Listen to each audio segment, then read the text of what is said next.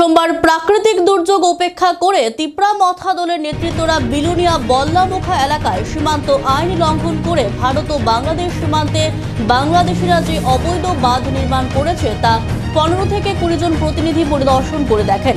উপস্থিত ছিলেন তিপ্রা মথা দলের রাজ্য সভাপতি সরোজ দেববর্মা, সদর জেলা সহসভাপতি জিতেন দেববর্মা সহ আরো অনেকে।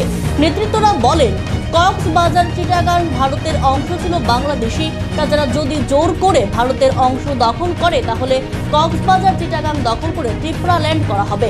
বাংলাদেশ ইউনুস সরকারের বাঁধ নির্মাণের বিরুদ্ধে এবং ইউনুস সরকারের পদত্যাগের দাবি নিয়ে তিপ্রা মথার দলের নেতৃত্ব এবং কর্মী সমর্থকরা বনকর বাজার এলাকায় বিক্ষোভ কর্মসূচি প্রদর্শন করেছেন। তাছাড়া তিপ্রা মথার সমর্থকরা সীমান্ত রক্ষী বাহিনীর উপর ক্ষোভ প্রকাশ করে বলেন, যদি আপনারা না পারেন আটকাতে তাহলে আমাদের দায়িত্ব দিন, আমরা বাঁধ ভেঙে দেখিয়ে দেব ত্রিপুরা মথার ক্ষমতা কতটুকু। এই ধরনের কার্যকলাপের বিরুদ্ধে রুখে দাঁড়াবেন তিপ্রা মথা, প্রয়োজনে আরো বৃহত্তর আন্দোলন সংগঠিত করবেন বলে জানিয়েছেন উপস্থিত নেতৃত্বরা।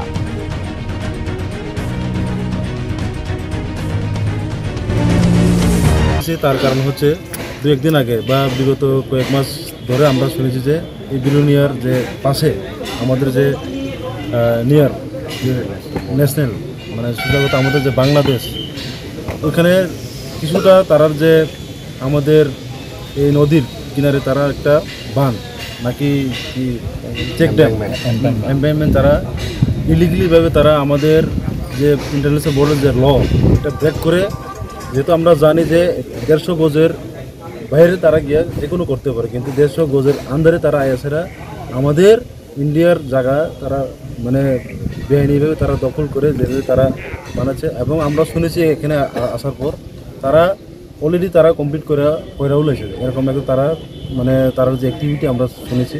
তো আমরা as a Tripurasa as a এই ত্রিপুরার এবং এই দেশের নাগরিক হিসেবে আমরা এটাকে প্রোটেস্ট করার জন্য আমরা আমাদের যে ইউথ ত্রিপুরা ফেডারেশন উদ্যোগে আমরা এখানে এসেছি।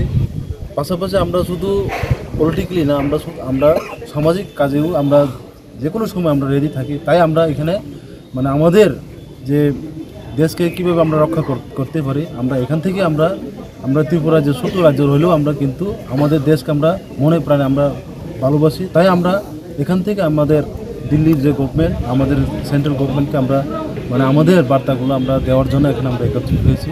এবং আমরা এখানে আসার পরে আমরা সবাইকে আমরা নাও মানে দেখার জন্য বা ওখানে যাওয়ার জন্য পারমিশন দেওয়া হয়নি। তারপর আমরা 15-20 জন ডেলিগেশন এখানে গিয়ে আমরা দেখেছি এবং আমরা শুনেছি যে বাংলাদেশের ড্রোন নাকি কি একটা ক্যামেরা জাতীয় ইলিগালিভাবে তারা আমাদের ত্রিপুরার যা কাজগুলি হচ্ছে তারা কিন্তু এটা ইলিগালি তারা কাজ করতেছে। তো এটা কীভাবে হয়, এটা তো অ্যাকচুয়ালি এটা যদি হয়ে থাকে এটা অ্যাকচুয়ালি আমরা গভর্নমেন্ট অফ ইন্ডিয়াতে দায়ী থাকা দরকার। এটা কিন্তু এভাবে হওয়া ঠিক না। তাই আমরা মানে স্ট্রংলি কন্ডেম করছি যে বাংলাদেশ এসব যদি কাজ করে আগামী দিনে আমরা কিন্তু মানে শুধু গভর্নমেন্টের উপর আমরা ছায়াভাবে থাকতাম না, আমরা আমাদের মতো আমরা আমাদের ফাইট আমরা করব। এটাই আমরা এখন কি চাইতেছেন মানে